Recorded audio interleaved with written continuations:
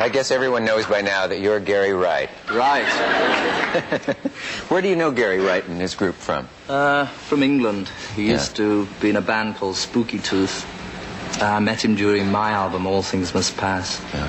He came, played piano on the whole album. So I returned the favor tonight. Very nice. How many in the audience knew that George was in the group up there? How many didn't know?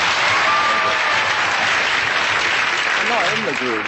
Just No, I meant that you were up. I meant that did they recognize you there or not in that subtle way we had you camouflaged, bending in with the background like that. You know, I haven't. You're only the second member of your former organization that I've ever met. I know John. You didn't meet the other 8. No. Were there that many? Yeah, no, hundreds. I only. I know you John. Idea of the 18th Beatle? There were rumors that the Beatles were not always the same person. In fact, there was once a rumor that there wasn't even the real 4 of you who came over here on one trip, that they just sent 4 We just guys. sent 4 dummies out there. That and, what was the other one? Oh, that you actually were all bald and that had no hair, and that you would, that was so you could go out in the street and not be recognized. It's all truth. Oh, it is? Yeah. Oh, well, then they aren't rumors. Let's take a little march through time with bird's eye frozen orange. Plus, well, he's right. You weren't supposed to see that. Let's take a little march through time. It, really, did you? Now we're here. Is this confusing you a little bit? It is, setup? all these cameras. Don't know which one I'm supposed to be looking at. Must be exciting for you to be next to a famous person. It is. It's very exciting. I don't do this every night, you know. No, I do, unfortunately. You're probably wondering what we were looking at. George saw the lights go on over the cameras, which give me the lead into the commercial. Actually, I don't think the audience at home cares what we're looking at. I mean, they're more interested in what we think. Well, I want to know what's looking at me, really. You know, I'd like to check it out, there it is. Well, you don't have to. They always say you don't have to worry about what camera's on, that they'll find you. Yes. That's how I... Big Brother is watching you. Whatever. Yoko sat in that very chair.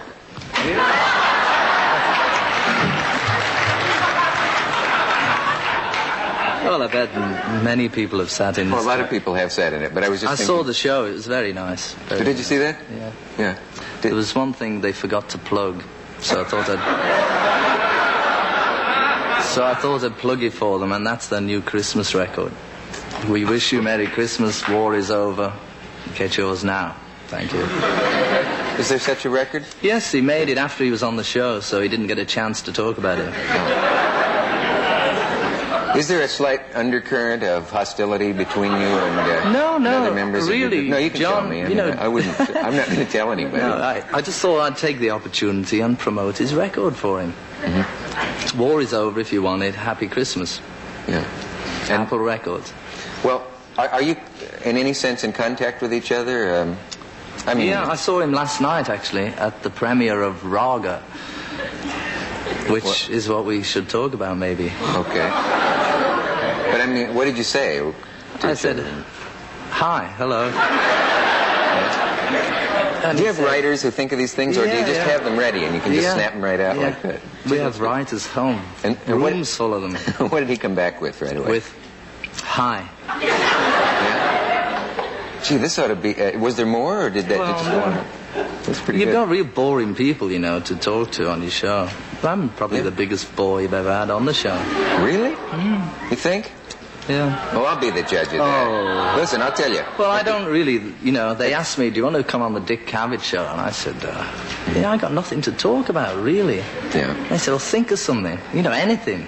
So I thought, okay, we'll go and talk about Raga, which is... Film. You mean that's it? When we're done talking about that, then... Then I go, yeah. You don't like to talk, then? Well, not really. Sometimes, if there's something to say, but there's really nothing to say these days. You know, I have that feeling, too. People think that I must love to talk and that I would love to go to parties and yak my head off. And I could go for months without talking. Well, you talk every night, don't you? I know, and I've never liked it. I mean, I don't crave conversation. I could sit in an empty room for days and days. I'd have to leave occasionally, but not to talk. I mean, in other words, I don't have a terrific appetite for talking. The reason I'm rattling on like this is that you've just frightened me by telling me that you don't like to talk. And I figure I may have to, will I have to fill then this last hour You of the just show? talk and I'll watch. Okay, well, we will. Let's do talk about the film. And then, well, before we get to that, though, since we may run out. Let's get to something else. When you, if you and John and Yoko do meet, though, you're not really gritting your teeth. No, we're good friends. Yeah. Well, all of that about her being the problem with the group, is that slightly silly that one woman could be so much of a problem? No, the group had problems long before Yoko came along. Mm-hmm. Many problems, folks. Can you remember who was the first to say, I bet we'll break up one day, that this won't go on, that this is sort of a dream, that we can't all stick together? I don't really remember anything about the Beatle days.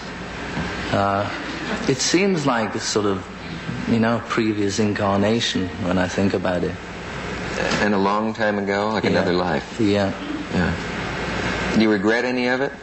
No. Don't regret really anything, Mm-hmm. I mean, that's what happened and it was good, it was good, but it was also good to carry on, do something else. In fact, it was a relief. Sometimes they say you were... Some people can't understand that, because Beatles was such a big deal.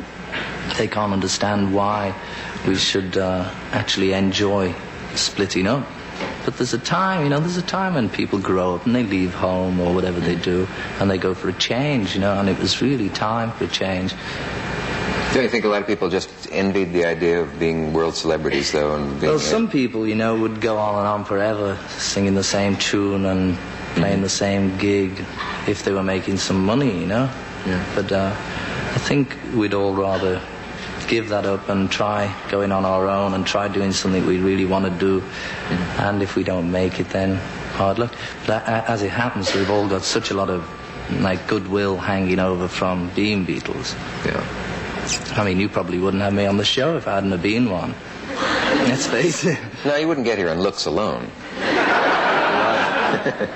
We will return after this message. Oh, now, wait a minute. Station. Just because that comes on doesn't mean you have to do it right away. Oh. Do you feel like doing it now? I just did it. Oh, right. Oh, I see. 4 or 5 minutes. We will... 4 and 5. He's right, folks. We will return after this message from our local station. See, when you say it... Talking with George Harrison, who wants to know if it's over yet. Do you think you might have been the most anxious of the four to get out? I get that impression from reading about it. Maybe, yeah. I wonder it was why. well, because over the years, I had such a lot of songs mounting up that I really wanted to do, but I only got my quota of 1 or 2 tunes per album. Mm-hmm. And that way I would have had to have recorded about 100 Beatle albums just to get out the tunes I had in 1965. Were you held down by the other fellas? Well, very subtly, yes. Yeah? How would they do it? Really, I mean, they didn't strap me down or anything like that. Yeah. But, no, it was just the way things happened, It started off I didn't write, they wrote, then I started to write, and it was sort of trying to push in a bit. You don't actually read or write music, do you? No. Well, then when you say write... Well, write... If you have a tune that hits you, how do you get it down? Just keep it in your head, Just work it out on the piano or on the guitar. But then do you tape it, or what preserves it? Sometimes put it on tape. But usually you can remember it in your head. If you don't, I write the words down and remember the tune in my head. Yeah. Do you wish you'd studied composition and all of that? You don't need it. Well, maybe it would help somewhere. I probably wouldn't have to pay a copyist. Yeah. But you don't miss it. I mean, you can... No. It would just help. Maybe because it's not really sort of music, Yeah. It's like... there's a difference between people who write music and classical things and big arrangements to the sort of thing I do. It's just it's very simple. Mm-hmm. And the other guys, most of the melodies were John's or Paul's that were done done on the album. That was funny when John was on. Every time we had a commercial break and then it came back part 20 and they keep playing Paul's songs. Just put our guests at ease, I guess, is what we do. But they always talk about you as the real musician of the group, and if you haven't studied music, What do they mean by that? That you're more serious about it? You've seen that, though, haven't you? That they it's say... probably because I didn't smile so much. To be a real musician, you have to be sour, I suppose. Yeah. There was also the theory that you attracted more girls by being the quiet one, in the same sense that a guy at a party who sits in the corner will have the girl come over and say, "Oh, what's the matter?" It's just... this was not a calculated dirty rumor. Philosophy on your part. Was it? Just a rumor, yeah. Yeah. I think Paul used to get them all with his, you know...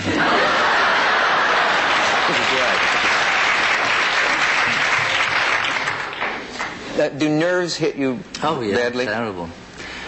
Sometimes I sit down, like before the show, and try and figure out what it is inside that starts all this tension. Where's it coming from? I don't know, no idea. Otherwise I could control it. They used to say that's a way to get rid of tension, is if you can try to sit down and think exactly where it is. Is it in your stomach, or what gives you that wave through the stomach? No, it comes from everywhere all at the same time.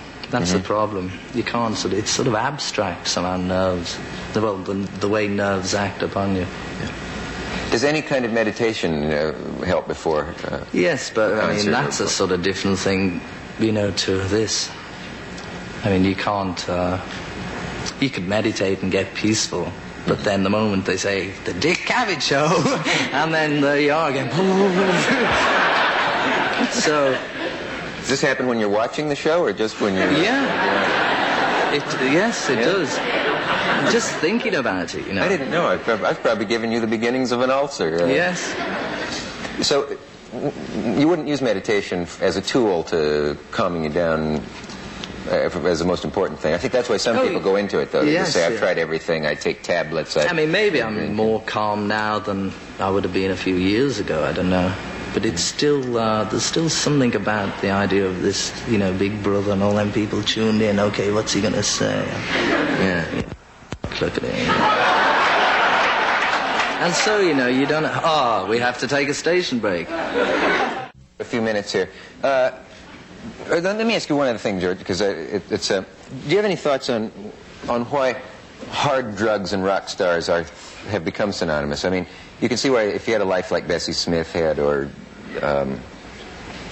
Billie Holiday or something like that, what they went through. If I were them, I suppose I would take anything that was available. But I mean, most of the people in rock haven't had that dismal, grinding, horrible kind of life. That is it in any way a way of emulating those other people who were like those there's a lot of, you know, I mean, a lot of pop people go through a hell of a lot, you know. Just say in 1 year they see so much, and they go through so many different things that they either just want to get high. I mean, basically it starts with people who just want to get high, you know, like people drink. I mean, that's a big problem. People have a drink, like I suppose after the show maybe you have a drink just to get a little high. So musicians, you know, either drink a little bit or maybe they smoke a bit, and then they want to get a bit high, you know, and they're sort of really looking for something. And it's the same with all those Bessie Smiths and all those people, because the world is such a hard place to try and make it in. So, I mean, they're all just like buffers, all those drugs and things, and I suppose if they get on top of you, you know, they get next to you. Why the ones who've killed themselves, your colleagues, why heroin?